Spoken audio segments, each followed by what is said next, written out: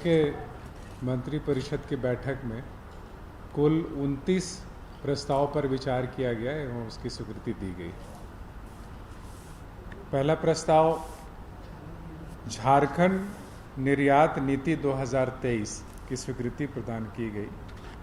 ये निर्यात नीति अगले 5 वर्षों तक लागू रहेगा और इसका मुख्य उद्देश्य है कि झारखंड में जो सामान उत्पादित होते हैं उनमें कम से कम 5% उसका निर्यात किया जाए। दूसरा प्रस्ताव है झारखंड बिजली वितरण निगम लिमिटेड में के निदेशक मंडल में एक नॉमिनी डायरेक्टर का प्रावधान किया गया है। ये भारत सरकार के पत्र के लाइट में किया गया है। भारत सरकार का निर्देश था कि यदि REC या PFC से 1000 करोड़ से ज़्यादा लोन लिया गया है तो आपको एक नॉमिनी डायरेक्टर उनका रखना पड़ेगा। इसी के लाइट में इसमें ये प्रावधान किया गया है। अगला प्रस्ताव है झारखंड सहकारिता अंकेक्षक भर्ती प्रोन्नति एवं सेवा शर्त संवर्ग नियमावली में संशोधन की स्वीकृति दी गई। जो 10th एंड 12th का जो बंधन था उसे समाप्त कर दिया गया। उसी तरीके से झारखंड सहकारिता प्रसार पदाधिकारी भर्ती प्रोन्नति एवं सेवा शर्त संवर्ग नियमावली में संशोधन की स्वीकृति दी गई। पांचवा प्रस्ताव है झारखंड बाल विकास सेवा अराजपत्रित कर्मचारी भर्ती एवं सेवा शर्त संशोधन नियमावली 2023 पर स्वीकृति दी गई। ये भी 10th एंड 12th जो बंधन था उसे समाप्त किया गया। अगला प्रस्ताव है छठा प्रस्ताव, जो संविदा के आधार पर नियुक्त एवं कार्यरत कर्मीगण हैं उनको मातृत्व अवकाश की सुविधा अनुमानित कर दी गई है और वो भी मातृत्व अवकाश ले सकेंगे। जितना सरकारी कर्मी को मिलता है मातृत्व अवकाश उतना ही इनको भी प्राप्त होगा। 180 दिन। इसमें एक शर्त ये है कि पिछले जो 12 महीना है उसमें वो कम से कम 80 दिन तक संविदा पे कार्य कर रहे होंगे।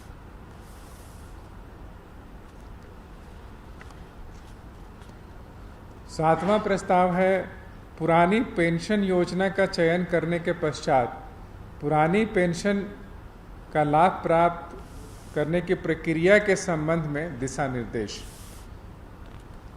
जो NPS से OPS का अपना ऑप्शन दिए हुए हैं उनको ये सुविधा कैसे प्राप्त होगी इसका एक रूपरेखा तैयार किया गया है, उसी की स्वीकृति दी गई।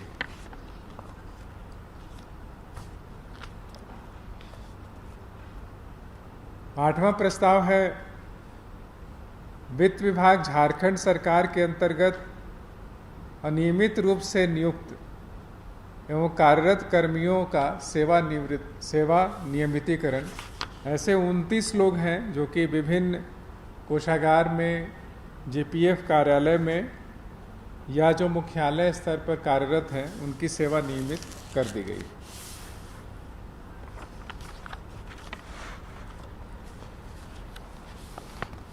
नवा प्रस्ताव है ये CDAC कोलकाता के द्वारा संचालित जो हमारा झार CERT यानी centre for computer emergency response for the government of Jharkhand, ये एक परियोजना है जो कि साइबर सिक्योरिटी में ये मदद करता है झारखंड सरकार को।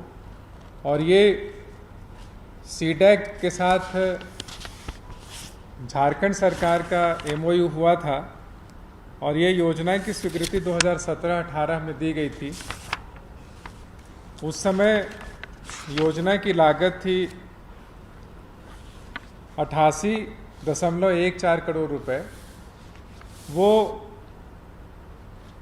उसकी जो समय सीमा है वो समाप्त हो गया है। उसको 3 वर्ष के लिए अवधि विस्तार की स्वीकृति दी गई और जो कॉस्ट है जो पहले 88 करोड़ 14 लाख रुपए था उसे संशोधित करके 70 करोड़ 77 लाख पे स्वीकृति दी गई।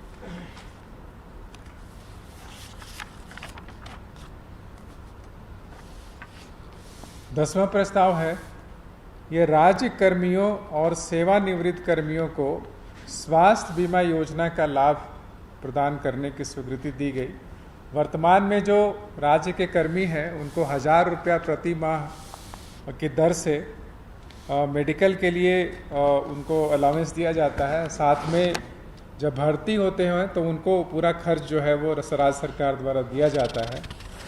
अब ये 1000 रुपये प्रति माह की जगह उनको 500 रुपये प्रति माह प्राप्त होगा और जो 6000 रुपये जो बचेगा उससे बीमा कंपनी के माध्यम से उनका बाकी इलाज कराया जाएगा और ये बीमा कंपनी को प्रीमियम के रूप में उस राशि का भुगतान किया जाएगा।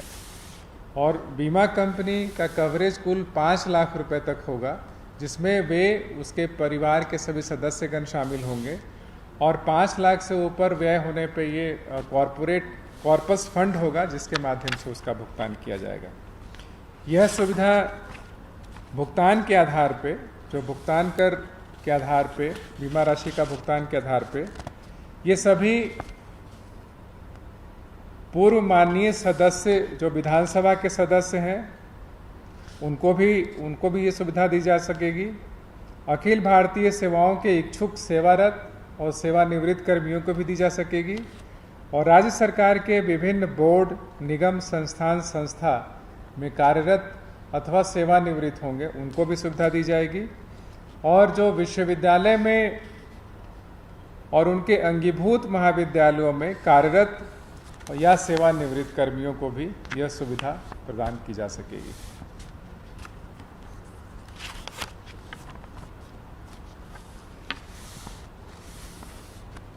अगला प्रस्ताव है जो हमारे ITI संचालित हैं, पूरे राज्य भर में जो ITI संचालित हैं उसमें एडमिशन की जो प्रक्रिया है वो डायरेक्टर जनरल ऑफ ट्रेनिंग जो नई दिल्ली द्वारा निर्धारित शैक्षणिक योग्यता है और जिसके आधार पे प्राप्तांक के आधार पे एक मेघा सूची तैयार करने के अनुसार ही उम्मीदवारों का सेंट्रलाइज्ड ऑनलाइन एडमिशन, जो ऑनलाइन पोर्टल है झारखंड सरकार का झारखंड.gov.in, उसमें iti.jharkhand.gov.in पे अप्लाई करेंगे और उसी पे मेघा सूची के आधार पे इनको ऑनलाइन जो काउंसलिंग होता है वो करके और एडमिशन दिया जाएगा।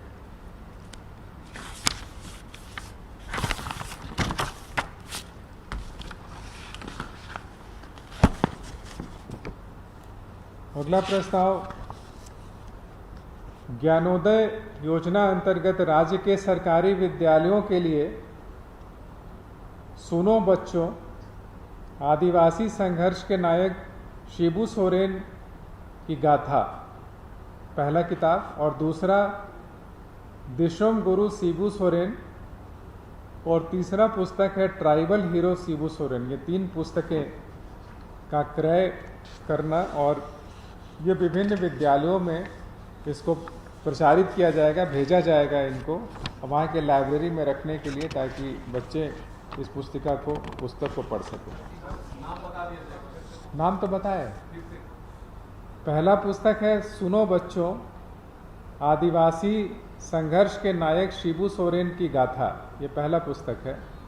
दूसरा है दिशुम गुरु शिबू सोरेन और तीसरा पुस्तक है ट्राइबल हीरो शिबू सोरेन, ये अंग्रेजी में।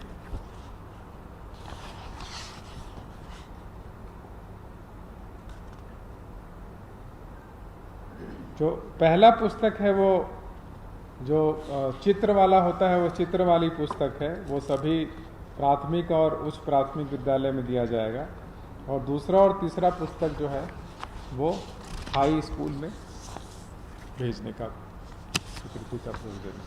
अगला प्रस्ताव है झारखंड सरकार के पूर्व मंत्रीगण यथा श्री अमर कुमार बावरी, श्री रणधीर कुमार सिंह, श्रीमती डॉक्टर नीरा यादव, श्रीमती लुईस मारंडी एवं श्री नीलकंठ सिंह मुंडा के विरुद्ध डिसप्रोपोर्शनेट असेट यानी प्रत्यानुपातिक धनार्जन की जांच हेतु पी दर्ज करने की अनुमति मंत्रिपरिषद द्वारा दी गई।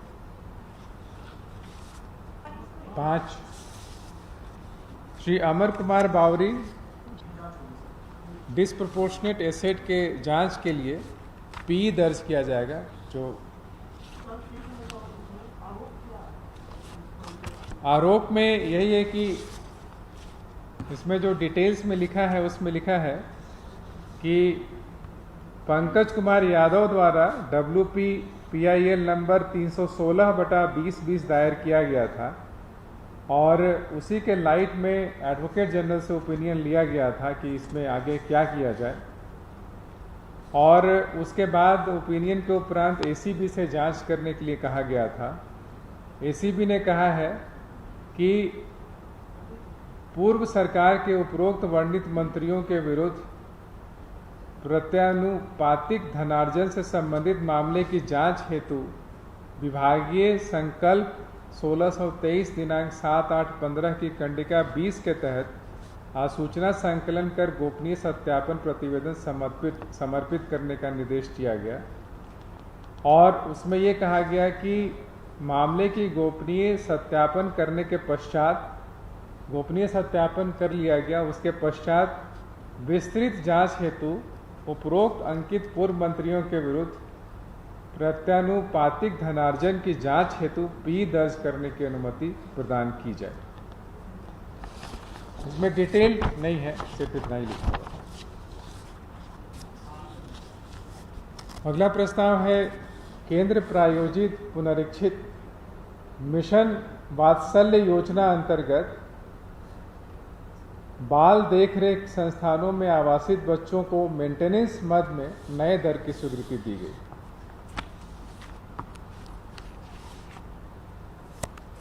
अगला प्रस्ताव है केंद्र प्रायोजित प्रधानमंत्री मातृ वंदना योजना का मिशन शक्ति सामर्थ्य के तहत संशोधित स्वरूप में कार्यान्वयन की स्वीकृति दी गई।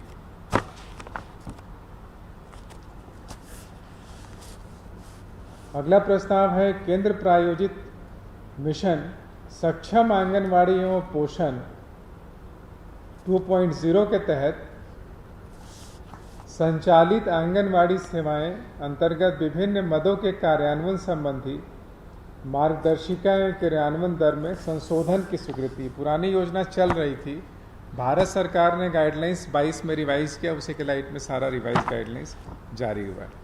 इसी प्रकार से किशोरी बालिकाओं के लिए योजना जो है स्कीम फॉर एडोलेसेंट गर्ल्स के संशोधन, इसका मार्गदर्शिका पहले था 2018 का भारत सरकार का, 22 में संशोधन हुआ, उसी के लाइट में संशोधन की स्वीकृति दी गई। अगला प्रस्ताव है महागामा शहरी जलापूर्ति योजना की प्रशासनिक स्वीकृति कुल 83 करोड़ 1 लाख रुपए पर दी गई अमृत योजना के तहत। अगला प्रस्ताव है मुख्यमंत्री गंभीर बीमारी उपचार योजना के लाभुकों को झारखंड स्टेट आरोग्य सोसाइटी के माध्यम से चिकित्सा सहायता अनुदान प्रदान करने के संबंध में। अभी तक जो मुख्यमंत्री गंभीर बीमारी योजना का उपचार है वो स्वीकृति राज्य सरकार और विभाग द्वारा दिया जाता रहा है। 5-10 लाख तक विभाग को शक्तियां हैं, 10 लाख से ऊपर कैबिनेट पे सैंक्शन के लिए जाता था।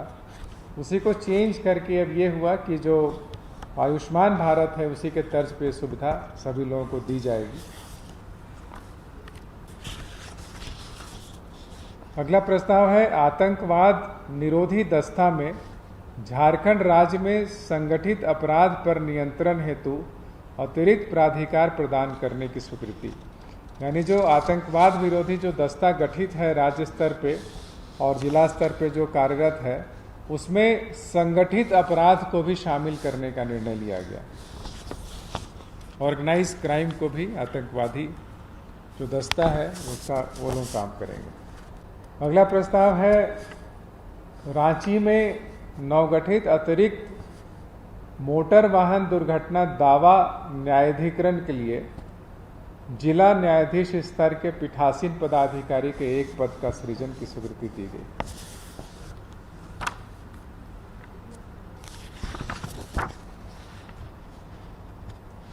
अगला प्रस्ताव है शहरी क्षेत्र में रहने वाले आम जनता को उनके निजी जमीन पर वृक्ष लगाने पर उनके बिजली विपत्र में प्रति वृक्ष 5 यूनिट बिजली पर सब्सिडी दिए जाने की स्वीकृति दी गई। यानी एक वृक्ष लगाने पर 5 यूनिट फ्री मिलेगा 5 वर्षों तक, और मैक्सिमम 5 वृक्ष लगा सकते हैं। तो 5 वृक्ष और हर एक वृक्ष पे 5 यूनिट, और ये योजना मतलब 5 वर्षों तक उसको बिजली का ये सुविधा मिलेगा सब्सिडी का।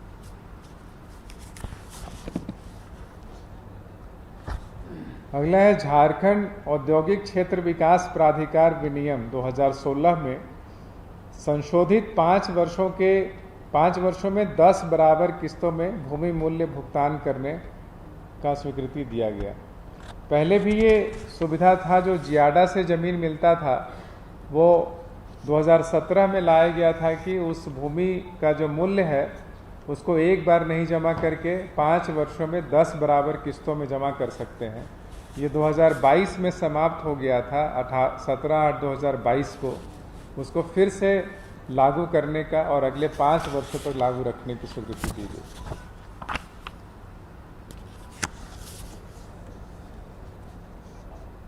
अगला प्रस्ताव है जल संसाधन, नदी विकास और गंगा संरक्षण विभाग, जल शक्ति मंत्रालय भारत सरकार द्वारा प्राप्त सुझाव एवं रूपरेखा के तहत राज्य के जल संसाधन से संबंधित आंकड़ों के समन्वयन, संग्रहण, प्रसारण तथा राज्य अंतर्गत सभी विभागों के जलीय आंकड़ों को एक मंच पर लाने हेतु एक समर्पित संगठन के रूप में झारखंड राज्य अंतर्गत स्टेट वाटर इंफॉर्मेटिक्स सेंटर स्थापित करने की स्वीकृति दी गई।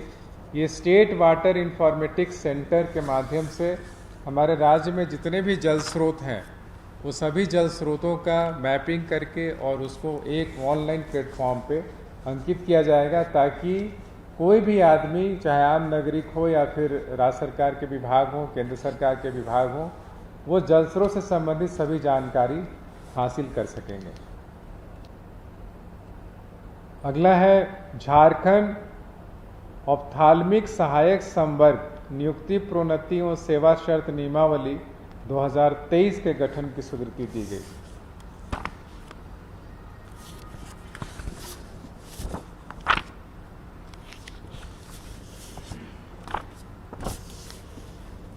अगला प्रस्ताव है झारखंड माल और सेवा कर संशोधन विधेयक 2023 को झारखंड विधानसभा के मानसून सत्र में पुनर्स्थापित करने पर मंत्रिपरिषद की स्वीकृति दी गई।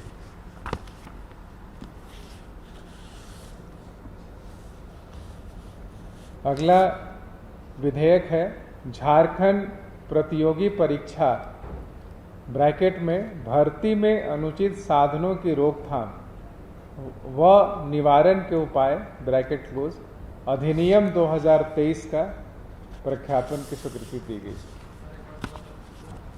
ये है झारखंड प्रतियोगी परीक्षा ब्रैकेट में भर्ती में अनुचित साधनों की रोकथाम एवं निवारण के उपाय ब्रैकेट क्लोज अधिनियम 2023, जो विधानसभा के सत्र में विधानसभा में रखा जाएगा। इसमें है जो एग्ज़ाम में जैसे क्वेश्चन पेपर लीक आउट करना और इस तरह के जो क्राइम में संलिप्त है या पेपर आउट करना, चोरी कराना, तो उनके लिए अलग से ये एक्ट में प्रोविज़न किया गया है। उनको कड़ी से कड़ी 10 वर्षों तक की सज़ा दी जा सकेगी, या और उसमें फाइन भी हैवी जो है वो लगाया जा सकेगा। हाँ, 1 करोड़ तक 10 वर्ष। अगला प्रस्ताव है, ये भी विधेयक है, झारखंड स्वास्थ्य विज्ञान विश्वविद्यालय विधेयक 2023 की स्वीकृति दी गई। ये झारखंड मेडिकल साइंस विश्वविद्यालय बनेगा। जितने मेडिकल कॉलेजेस हैं वो सारे मेडिकल कॉलेज इसी विश्वविद्यालय के तहत काम करेंगे। अभी वर्तमान में जो सारे मेडिकल कॉलेजेस हैं वो संबंधित यूनिवर्सिटी से संबंध होते हैं, वो उसके लिए अलग से ही विश्वविद्यालय स्थापित किया जा रहा है। जैसे कि टेक्निकल इंस्टीट्यूट के लिए झारखंड जो टेक्निकल यूनिवर्सिटी है वो बनाया गया, उसी तरीके से झारखंड मेडिकल साइंस यूनिवर्सिटी की स्थापना के लिए विधेयक की स्वीकृति दी गई।